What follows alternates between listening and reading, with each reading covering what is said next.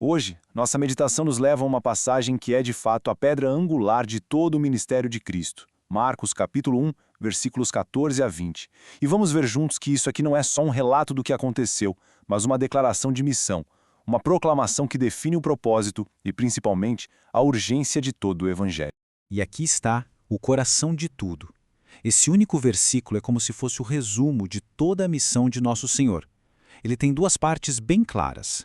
De um lado, uma proclamação divina, ou seja, uma ação de Deus na história, e do outro, um imperativo humano, uma exigência radical para a nossa vida. Vamos desdobrar cada uma dessas partes. Primeiro, vamos olhar o cenário. O ministério de Jesus começa na Galileia, e o texto diz, depois que João foi entregue.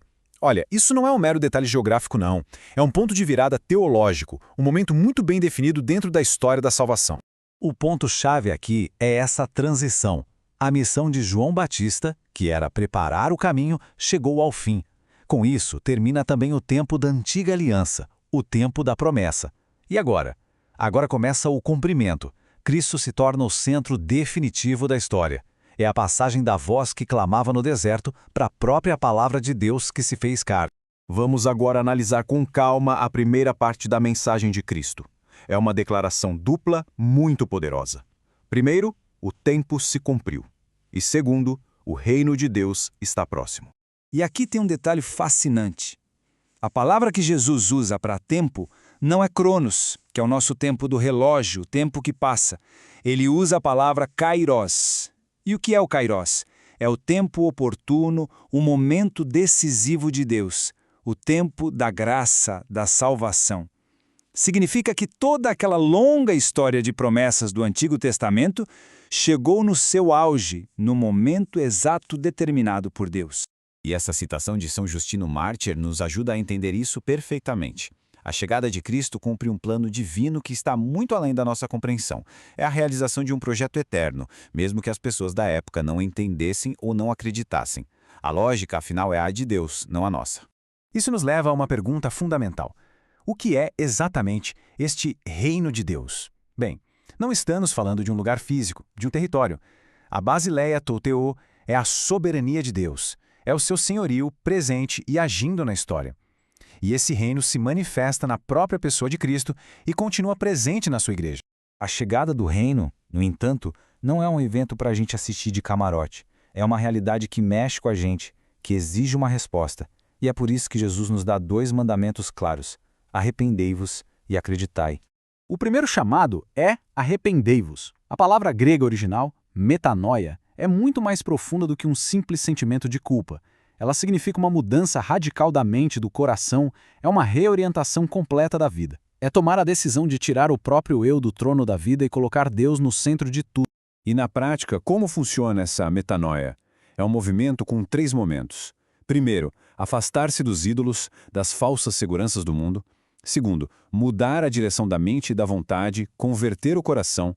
E terceiro, voltar-se inteiramente para servir ao Deus vivo e verdadeiro, que é a fonte de todo o bem. O segundo chamado, acreditai, completa o primeiro. A fé, em grego pistis, não é só concordar com uma lista de verdades. É uma entrega total de si mesmo a Deus. E atenção, não é algo que a gente produz com nosso próprio esforço. A fé é, antes de tudo, um dom, uma graça de Deus que nos capacita a responder ao seu amor. Então, para a gente fechar essa ideia da fé, vamos guardar 3 pontos fundamentais. Primeiro, ela é um dom gratuito, não um mérito nosso. Segundo, as boas obras são fruto da fé. É a fé que dá vida às nossas ações, e não o contrário. E terceiro, é a palavra de Deus, o Evangelho, que gera e alimenta essa mesma fé em nós.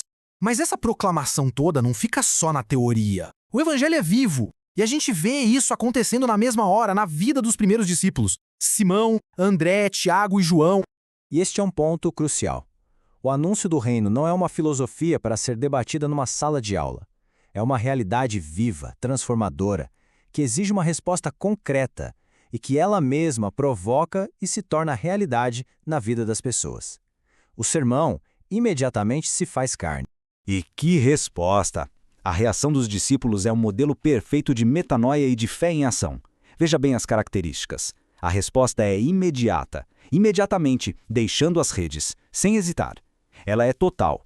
Eles largam as redes, o barco, o próprio pai, ou seja, a segurança econômica e os laços mais profundos. E é radical, um desapego completo do passado para confiar num futuro que depende unicamente da palavra de quem os chama. Olha só que transformação impressionante. A profissão, o foco da vida, a fonte de segurança, tudo vira de cabeça para baixo, por assim dizer. De uma vida centrada no sustento e nas preocupações do dia a dia, eles saltam para uma vida centrada totalmente na missão redentora de Cristo. E essa nova missão, pescadores de homens, é fantástica. Ela eleva a antiga profissão deles a um propósito de salvação.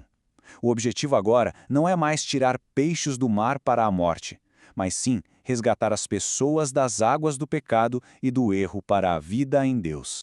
Pois bem, vamos agora amarrar todos esses pontos e entender como esse chamado, feito há 2000 anos lá na Galiléia, continua ecoando com toda a força hoje. Resumindo, o que a gente leva de mais importante dessa meditação? Primeiro, o Kairos. Cristo é o centro de tudo. Segundo, o reino. A soberania de Deus está aqui, entre nós. Terceiro, o imperativo duplo. A salvação pede de nós conversão e fé. E quarto, o discipulado. A vocação cristã exige um desapego radical para seguir Jesus. E talvez o ponto mais importante que fica para nós seja este.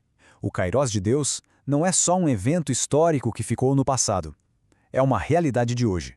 O Senhor continua a passar pela margem da nossa vida, no meio do nosso trabalho, da nossa rotina, das nossas preocupações. E o chamado Vem e Segue-me é dirigido a cada um de nós, agora. Isso nos deixa com uma pergunta final, uma pergunta para ecoar no coração. Assim como os discípulos foram chamados a deixar as suas redes, fica o questionamento. Quais são as redes que hoje prendem o nosso coração? Que medos, que apegos, que falsas seguranças nos impedem de dar uma resposta pronta e generosa a esse chamado?